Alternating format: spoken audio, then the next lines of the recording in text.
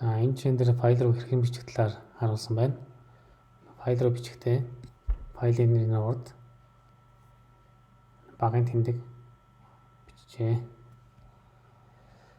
За ингээд энэ дата дотор байгаа бүх өгөгдлийг өгөгдөл болгоноор нэг мөрөнд хэмэлсэн байна. За тухайн датагийн эхний өгөгдөл нь датагс массивны эхний элемент нь доогоор зурсан үсгч рүү орсон байгаа гэсэн. Энэ маань манай давталтын дефолт үсгч тийм ээ, өмнө утсан. За тэгээ файл руу бичихтэй файлын хандлерын ард тасал бичих байгааг анхаараарай. За ингээд дата дотор байгаа бүх элементийг хэвлэснийхаа дараа файлын хандлерыг хааж байна. За гурвалжин хаалт дотор std гэсэн бичиглэлийг ашиглаад стандарт оролтоос оролттой ажиллаж болох нь байна. За std out-ыг ашиглаад стандарт гаралттай ажиллана. За std error гэсэн бичиглэлийг ашиглаад стандарт алдааны гаралттай ажиллах нь. За дан их багын тэмдэг байх юм бол command line-аар орж ирсэн аргументууд байж болно, эсвэл стандарт оролт байж болох нь. Хэрвээ command line-аас ямар нэгэн аргумент орж ирэх байх юм бол их багын тэмдэг маань стандарт оролтоос өгөгдлөө авах нь. За тэгээ стандарт оролтоор орж ирсэн өгөгдлүүдийг энэ чинь дээр болохоор хэвлэж байгаа үйлдэлийг хийсэн байна. За print гээд ямар нэгэн юу хэлж байгаа бичээгүй энд харагдаж байгаа шиг байна. Гэхдээ энэ бол цаанаа энэ default хөвсгч утгыг хэвлэж байгаа байх нэ. Тэгэхээр default хөвсгчийг бичихгүй байж болдог байх.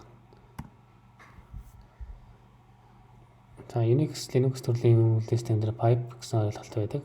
Pipe гэдэг маань ямар нэгэн программын оролт болон гаралтай ажиллахыг хэлж байгаа. Тэгэхээр энэ чинь дээр болохоор psav гэсэн командын гаралтаас уншиж байгаа жишээг харуулжээ. За энэ ps гэдэг маань процесс статус гэсэн үгний товчлол. За ps гэдэг програм маань тухайн ажиллаж байгаа процессуудын төлөвийг харуулдаг команд байна. За aux гэдэг маань ямар процессуудыг харуулахын гэдгийг зааж өгч байгаа аргумент байна. За тэгээ оролтын энэ процессын гаралтаас уншиж байгаа учраас ард нь босаа зураас бичсэн байна.